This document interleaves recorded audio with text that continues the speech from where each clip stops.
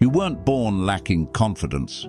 It was taken from you, slowly, by habits you didn't even realize were destroying you.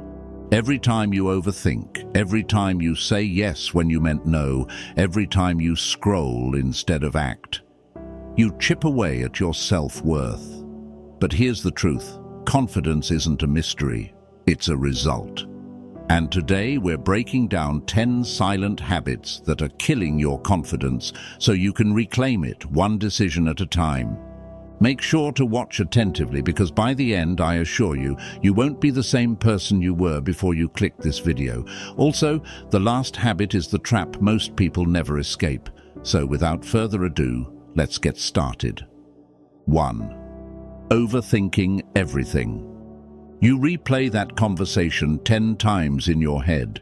You analyze every word, every pause, every look. And the more you analyze, the more frozen you become. Overthinking convinces you that you're being smart, but in reality, it's fear disguised as logic. It tells you to wait until you're 100% sure, but that moment never comes. Confidence isn't about having all the answers. It's about trusting yourself, even when you don't. The Stoics understood this deeply. Uncertainty isn't something to fear. It's something to move through. Clarity comes after the action, not before. So instead of trying to think your way into the perfect outcome, take the step, speak up, move forward, and trust that you'll figure it out along the way. 2. Constantly comparing yourself to others. Comparison is the fastest way to kill your confidence. No matter how good you are, there will always be someone richer, more attractive, more successful, more popular. But that doesn't mean you're losing. It just means you're human. The real problem is perspective. Social media has made it easy to believe that everyone else is ahead of you. But most of what you see isn't real. It's curated, filtered, and exaggerated. You're comparing your behind the scenes to someone else's highlight reel. The only comparison that matters is between who you are today and who you were yesterday. That's the standard. That's the path. And the moment you shift your focus from them to you, your confidence starts to rebuild. Don't scroll and feel small. Build and feel proud, because confidence isn't found in watching others. It's forged in becoming your best self. 3. Always seeking approval. If your confidence depends on applause, it will vanish the moment the room goes quiet. Chasing validation is a game you'll never win, because even when you get it, it's never enough. You become addicted to being liked, not to being real. But here's the truth. You don't need a crowd to clap for you. You need you, standing firm, nodding quietly, knowing you're walking your own path. Confidence isn't loud, it's solid. It's built in solitude, when no one's watching and you still choose to show up with integrity. Every time you shrink yourself just to be accepted, you betray something deeper. And over time, your mind remembers. You taught it not to trust its own voice, not to trust its own fire. So stop bending to be liked. Respect yourself enough to stand tall, even if it means standing alone. That's not arrogance, that's alignment. 4th, letting negative self-talk run wild. That voice in your head always telling you things like, you're not good enough, or you always mess things up, isn't always telling the truth. It sounds convincing because it knows your weaknesses. But it isn't wisdom. It's fear wearing a familiar voice. If you spoke to your friends the way you speak to yourself, they'd leave. So why do you tolerate that kind of talk from your own mind? You don't fix negative thoughts by ignoring them. You fix them by challenging them. You fight back, you reframe. You talk to yourself the way you would to someone you love. With honesty, yes, but also with encouragement and belief. You cannot bully yourself into confidence. You won't shame yourself into growth. That kind of thinking breaks more than it builds. Greatness starts with how you speak to yourself. Because at the end of the day, your inner voice becomes your outer reality. Make it a voice that lifts you, not one that limits you. 5. Avoiding discomfort. Confidence doesn't grow in comfort, it grows in stretch, in the moments you feel unsure, nervous, exposed, but act anyway. If you spend your life playing it safe, always staying silent, always avoiding risk, you're not protecting yourself, you're trapping yourself. Your comfort zone at first feels cozy, but over time it becomes a cage, a place where dreams die quietly and potential goes untouched. Here's the truth. You don't become confident before you do the hard thing.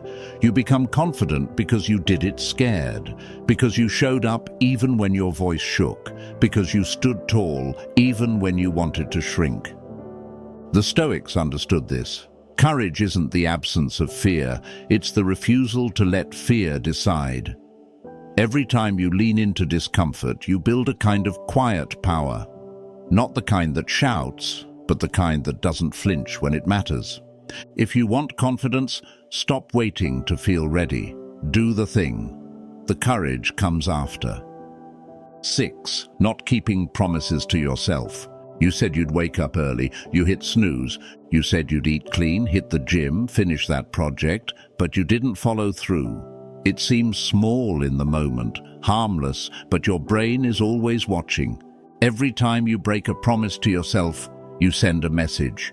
My word doesn't mean much.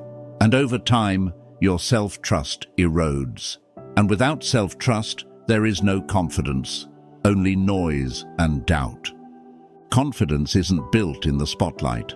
It's built in quiet moments when no one's watching, by doing what you said you would do. Discipline is self-respect in action, and nothing feels better than proving to yourself that you can be counted on. Start small, one promise, one win, then stack them. Because the fastest way to rebuild confidence isn't external validation, it's internal alignment. When your words match your actions, your confidence becomes unshakable. 7. Surrounding yourself with drainers.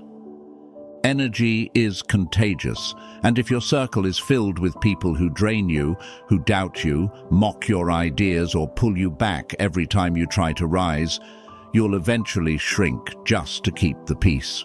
You'll start to second-guess yourself, not because you're unsure, but because you've absorbed the insecurity around you. Confidence doesn't survive in toxic environments. It needs air, it needs honesty. It needs to be around people who challenge you, not belittle you. People who hold you accountable, not hold you back. The truth is, your circle shapes your standard, and if you're surrounded by people with no goals, no discipline, no respect for growth, you'll slowly become one of them. So audit your circle. Who builds you? Who drains you? Who sees your potential? And who resents it? Upgrade your tribe. Surround yourself with energy that's aligned with your vision. Because the most radical act of self-confidence, protecting your peace like your life, depends on it. Because in many ways, it does. 8. Chasing perfection. Perfection looks noble on the surface. You tell yourself you're just waiting for the right moment, the perfect plan, the flawless execution. But deep down, it's fear in disguise, fear of failure, fear of judgment, fear of not being enough. Here's the truth. If you wait until it's perfect, you'll wait forever. Perfection is the enemy of progress. It's a moving target that keeps you stuck. Confidence isn't born from flawless results. It's born from action, from starting before you feel ready, from stumbling, learning, adjusting, and showing up again. Start messy. Speak before your voice is fully steady. Post the work before it's polished. Try, fail, learn, and try again. Because that's where real confidence is built. In the reps, in the scars, in the imperfect progress you were brave enough to make. So let the world see you in motion, not just in theory. You don't need to be perfect. You need to be in the game. 9. Apologizing for who you are. You're not too much. You're not too quiet. You're not too curious, too intense, too deep, too ambitious. You're not too anything. You're you. And that's the point. But somewhere along the way you started shrinking, toning yourself down to fit in, smiling when something bothered you, laughing when it wasn't funny, apologizing not for mistakes but for your existence. And each time you do that, you reinforce the lie that who you are isn't enough. But confidence. It's not about arrogance or ego. It's about radical ownership. It's saying, this is who I am. I'm still growing, still learning, but I won't apologize for being real. Your quirks, your depth, your unique way of seeing the world, that's not baggage, it's your edge. Stop sanding yourself down to be more palatable. The right people won't just tolerate your full self, they'll respect it. You were never meant to blend in, you were meant to stand firm. 10. Forgetting how far you've come. You've been through things, hard things, things that could have broken you but didn't. You've faced moments where quitting felt easier, where doubt screamed louder than hope, but you kept going. You've grown, you've survived, you've leveled up in silence, in struggle, in seasons no one even noticed. But here's the problem, your mind forgets. It gets tunnel vision. It fixates on what's missing, what's next, what's not yet enough. That's how confidence erodes, not because you're weak, but because you stop honoring how strong you've already proven yourself to be. So pause, look back, not to live in the past, but to remember your pattern. You overcome, you adapt, you rise. Confidence isn't just about chasing what's ahead. It's also about acknowledging what you've already conquered. Your past wins, big or small, are proof. Proof that you are capable, that you don't just survive, you evolve. So next time doubt creeps in, remind yourself, I've come too far to question my strength now.